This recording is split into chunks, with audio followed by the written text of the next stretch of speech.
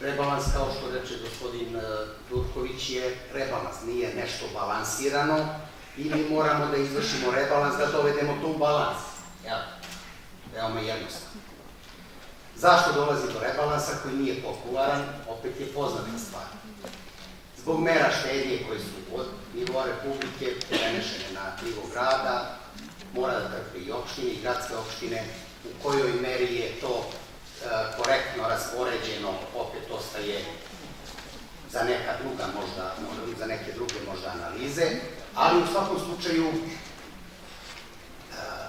grad Beograd je usvojio rebalans budžeta i nama smanjio okvir za skoro 60 miliona dinara.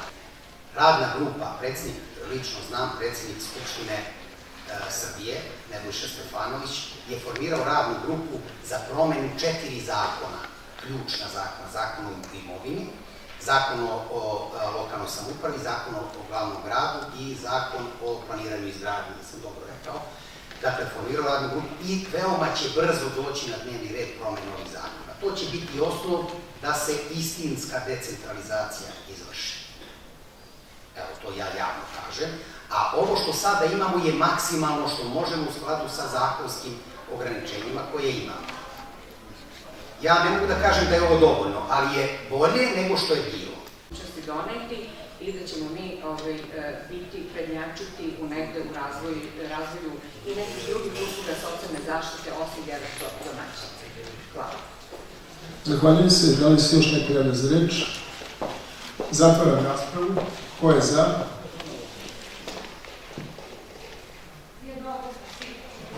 U tom domu zdravlja postoji i upravni odbor, postoji i drugi organi koji zajedno sa njom donose odluke.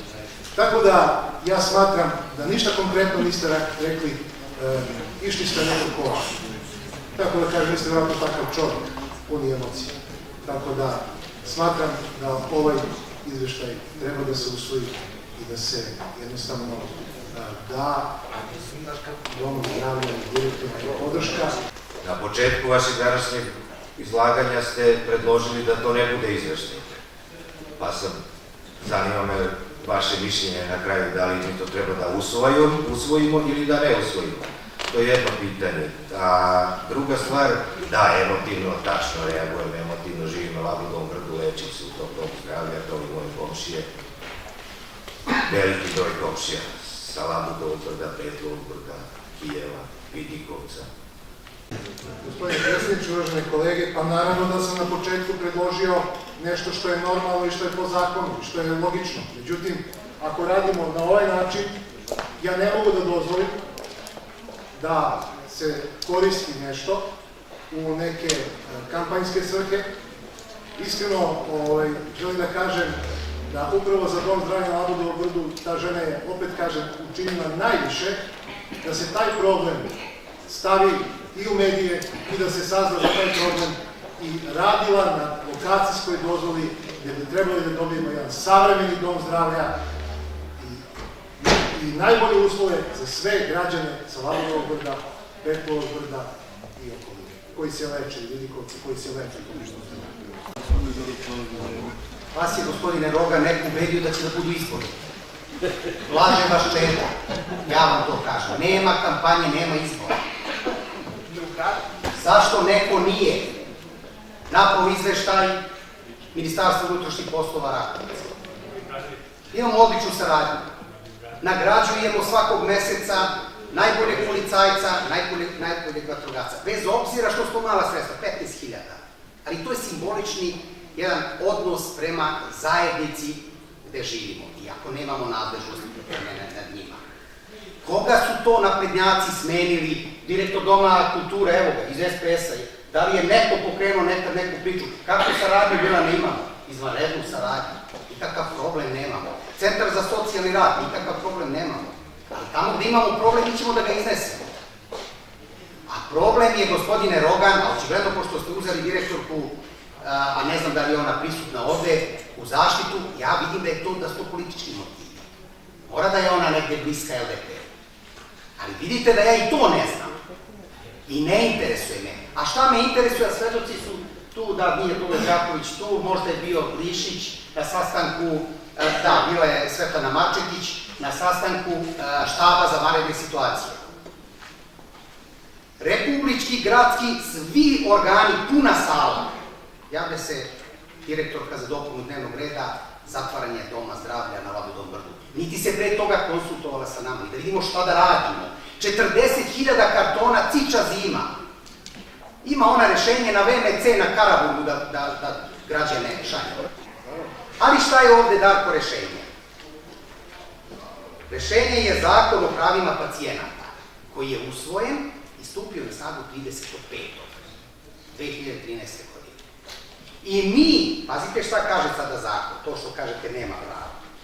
Kaže, prema odredbi člana 38 zakona, opština obezbeđuje zaštitu prava pacijenata određivanjem lica koje obavlja poslove savjetnika za zaštitu prava pacijenata i obrazovanjem saveta za zdravlje. I gde između ostalo kaže, savjetnik pacijenata obavlja poslove zaštite prava pacijenata pod podnetim prigovorima i pruža prigovorima, da su anonimni, ne znam, evo vidite, je direktorka Centra za socijalni rad anonimna, je ovaj čovek anoniman, ali strahovlada vlada, to je nešto što je nedopustivo, pa da i treba i vi da se borite protiv toga. I kaže, dakle, obavlja poslove zaštite prava pacijenata po podnetim prigovorima, pruža i potrebne informacije i savjeti u vezi sa pravima pacijenata i tako dalje, a rok je 10.8.2013. Dakle, mi ćemo postaviti, a ne pravnik Ljuba koga ona postavlja i radi šta god hoće. Bez obzira ko je direktor, molim vas. A da je loše stanje u Centru za kulturu, pa isto bi ovako isto.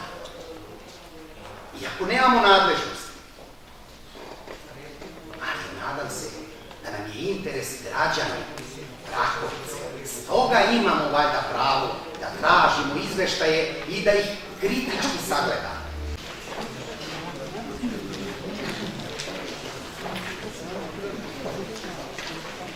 26.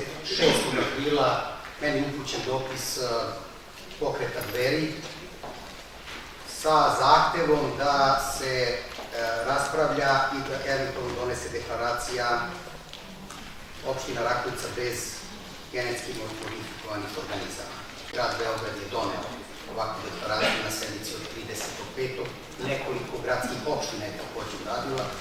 Mislim da ovaj predlog jeste dobar i time ćemo na kraju krajeva pokazati da svi predlozi, bez obzira od koga dolaze, a jesu od interesa za građane Rakovice, treba da budu prihvaćeni. Stoga predlažem da jednoglasno usvojimo ovu deklaraciju. Hvala. Samo podnese do gore da ja idem.